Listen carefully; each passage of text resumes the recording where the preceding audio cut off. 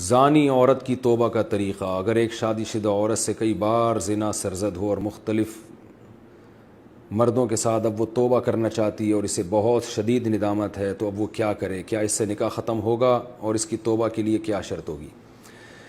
زنا بہت بڑا جرم ہے. قرآن میں اللہ نے فرمایا یہ اپنی خواہش پوری کرنے کا بہت برا راستہ، اور کنواری لڑکی کا زنا کرنا بہت بڑا جرم، شادی شدہ کا تو اور بھی بڑا جرم، اور مرد کا زنا کرنا بھی بہت بڑا جرم، عورت کا زنا کرنا اس سے بھی بڑا جرم ہے. تبھی اللہ نے جب زانی کی سزا بیان کی ہے نا، تو عورت کا ذکر پہلے کیا.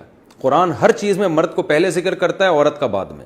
چور کا ہاتھ کاٹنے کی باری آئی تو اللہ نے فرمایا چور مرد کا بھی ہاتھ کاٹو اور چور عورت کا بھی ہاتھ کاٹو. یہاں مرد کا ذکر پہلے، عورت کا بعد میں.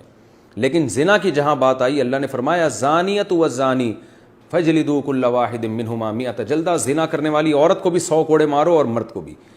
تو یہاں عورت کا ذکر پہلے اس لیے کیا کہ عورت میں زنا کی رغبت کم ہوتی ہے اور اس میں حیا بھی ہوتی ہے، اس کے باوجود اس کا زنا کرنا یہ بہت بڑا جرم ہے. مرد کا بھی زنا کرنا بہت بڑا جرم ہے.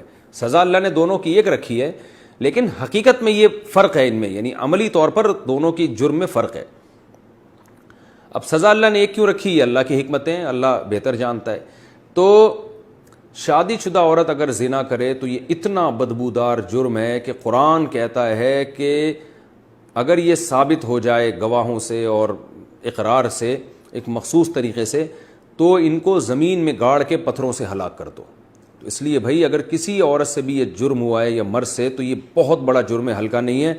اب اسلامی حکومت نہیں ہے، لہذا اللہ نے پردہ ڈالا ہوا ہے اگر جرم کے اوپر، تو اب سزا تو جاری نہیں ہوگی رجم والی، اور وہ اپنے اوپر خود سے جا کے جاری کروانا بھی کوئی شریعت میں اچھا کام نہیں ہے. اب یہ ہے کہ چھپ کے گڑ گڑا کے اللہ سے بہت زیادہ توبہ کرے.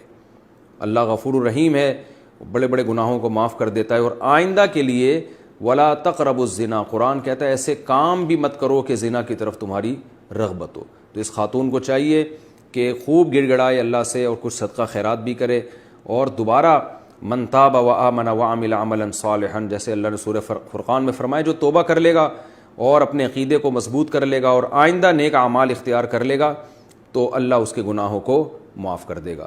تو ان کو چاہیے خوب اللہ سے توبہ کریں اور آئندہ کے لیے اپنی زندگی تبدیل کر دیں. اللہ غفور الرحیم ہے. اور پھر سچی توبہ کرنے کے بعد اس جرم کو بھول جائیں، نہ کسی کے سامنے تذکرہ کریں، نہ خود سوچیں ایسے جیسے کبھی کیا ہی نہیں ہے. ایسے اپنے بارے میں یہ ذہن میں رکھیں کہ جیسے میں نے کبھی یہ کیا ہی نہیں ہے، بار بار اس کو سوچیں نہیں. پھر